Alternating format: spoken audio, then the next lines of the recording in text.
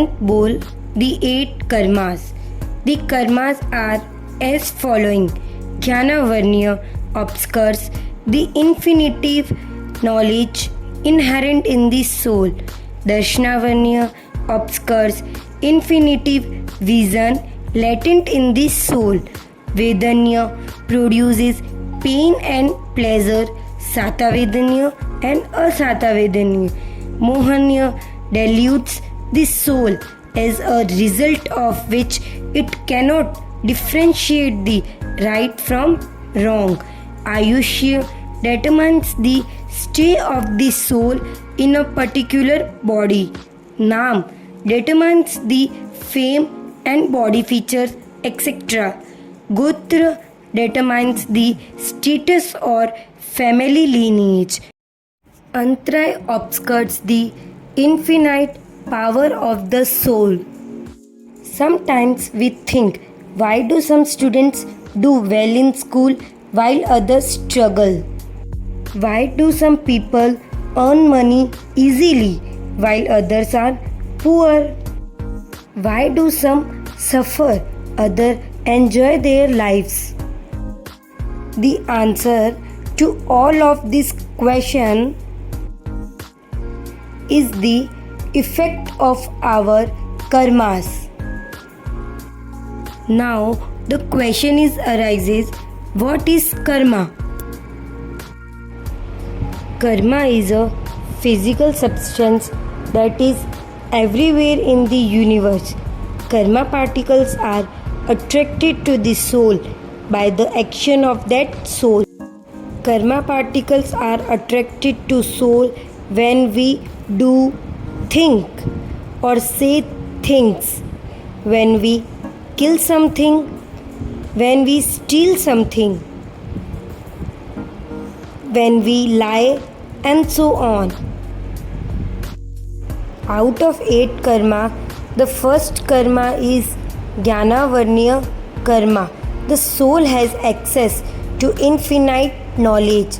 The karma which prevents the soul from knowing and is accumulated if we condemn knowledge, scholars or enlightened people, show laziness, contempt or displeasure in studying and learning, show disrespect for knowledge and knowledge related things.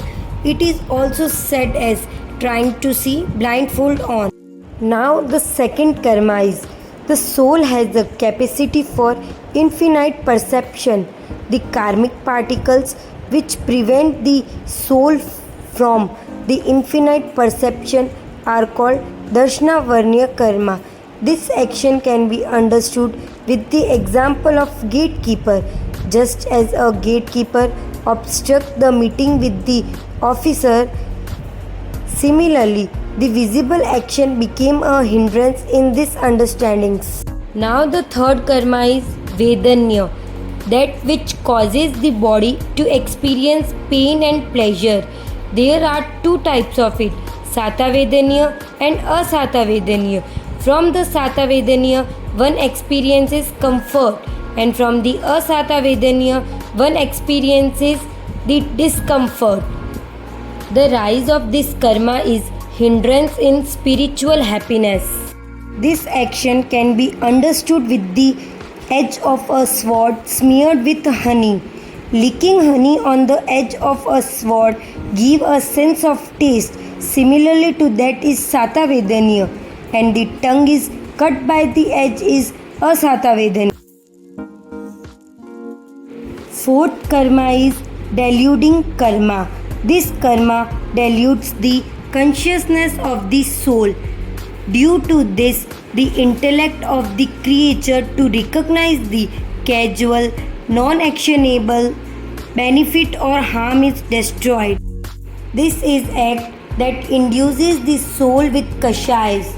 This karma can be understood with the example of drinking alcohol. Just as a person who drinks alcohol loses his senses, in same way, due to the rise of this karma, the creature become devoid of conscience. There are two types of it, Darshan Mohanya and Charitra Mohanya. The fifth karma is Ayushya. The karma which determines the lifespan of a living being is known as Ayushya deeds. The karma can be understood with the help of imprisonment. Just as a person who is imprisoned cannot get out before a certain period, similarly, the living entity cannot move from one being to another being without having fully experienced the specified age. Two types of it, refractive age and unchangeable age. Now the sixth one, the rise of this karma determines the gati, caste, body, complexion, institution, ugliness, appearance, etc. of the soul. The rise of this karma continues till end of its lifespan. This karma is explained with the example of painter. Just as a painter creates a new picture, similarly different types of body, form, organ, etc. This karma is both good and bad. Now the seventh one. Due to this karma, the creature is seen with inferior and high vision. Gotra karma is explained with the example of potter. The potter prepares small or big pots as he pleases. Among them, some pots have great design and are used in auspicious places, and some pots get misused for wrong thing.